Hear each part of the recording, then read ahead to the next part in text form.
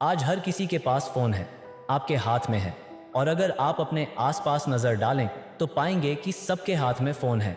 अब आप चाहे किसी लाइन में खड़े हों, कॉलेज गए हों या बस में सफर कर रहे हों, फोन हर जगह हर वक्त हमारे साथ है। ऐसा लगने लगा है मानो ये हमारी दूसरी आदत बन चुकी है। लेकिन क्यों? मानते हैं कि इससे हमें बोरियत नहीं होती, लेकिन अब तो हम इसे खाने की टेबल पर दोस्तों से बातें करते हुए, यहाँ तक कि माँ बाप से बात करते वक्त भी छोड़े नहीं पा रहे। क्या वाकई सिर्फ बोरियत से बचने के लिए हम फोन इस्तेमाल कर रहे हैं? नहीं, ये बात पूरी तरह से झूठ है। 2007 में जब स्टीव जॉब्स ने पहला आईफोन लॉन्च किया था, तब उस फोन से ज्यादा कुछ किया भी नहीं जा सकता था, बस कॉल और एसएमएस। लेकिन आज करीब 6558 दिन बाद ऐसा क्या बदल गया कि अब हर 2 मिनट में हमें फोन देखने की तलब होती है? असल में हुआ क्या है?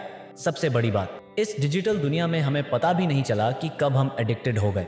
आज अगर 1 घंटे के लिए भी फोन ना हो तो लगता है कि हम कुछ बेहद जरूरी मिस कर देंगे। कई बार हम जानबूझकर कोई ऐप नहीं खोलना चाहते, लेकिन हाथ अपने आप उस ऐप तक पहुंच जाता है। दिन में 5 बार, 10 बार, 20 बार, और फिर टाइम कहां चला गया पता ही नहीं चलता।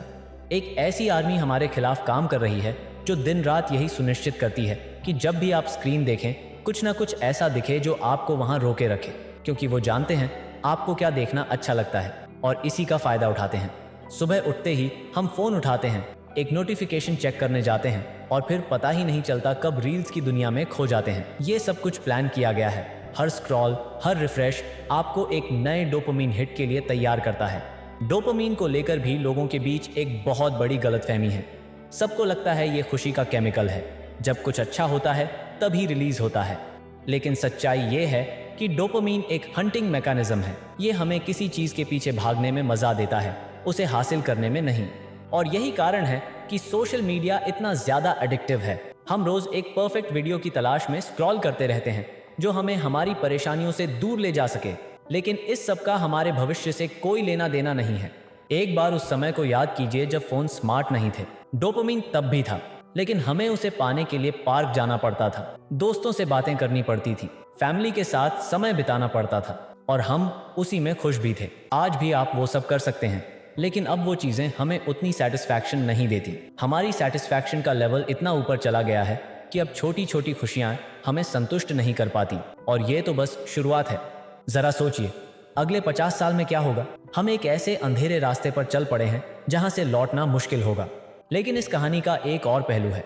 हाल के सालों में जेन्युइन कंटेंट की लोकप्रियता भी बढ़ी है। पॉडकास्ट्स वायरल हो रहे हैं क्योंकि लोग फिर से रियल कनेक्शंस ढूंढ रहे हैं। सोशल मीडिया से लोगों को समझ आने लगा है कि वहां जो कनेक्शन लगता है वो असल में होता ही नहीं। कभी जिस दोस्त से रोज बातें होती थीं, अब सोशल मीडिया पर फ्रेंड बनने के बाद वो दोस्त रास्ते में मिल जाए तो नजरें चुरा लेता है। अब आप ही बताइए, आखिरी बार कब आपने अपने किसी दोस्त के साथ बिना फोन देखे आधे घंटे या 1 घंटे तक कोई डीप डिस्कशन किया? लोग अब समझ रहे हैं हर दिन वही बेकार की चीजें देखकर उनकी जिंदगी में कोई पॉजिटिव बदलाव नहीं आ रहा। अगर हमने इस एडिक्शन को नहीं छोड़ा तो आने वाली पीढ़ियों को हमसे भी ज्यादा डिप्रेशन, स्ट्रेस और मेंटल हेल्थ प्रॉब्लम्स का सामना करना पड़ेगा। तो अब फैसला आपका है, आप क्या चुनेंगे? अपनी स्क्रीन पर इन ऐप्स को रखना या अपने बच्चों को एक बेहतर भविष्य देना? मिलते हैं अगली बार एक और रियल बातचीत के साथ।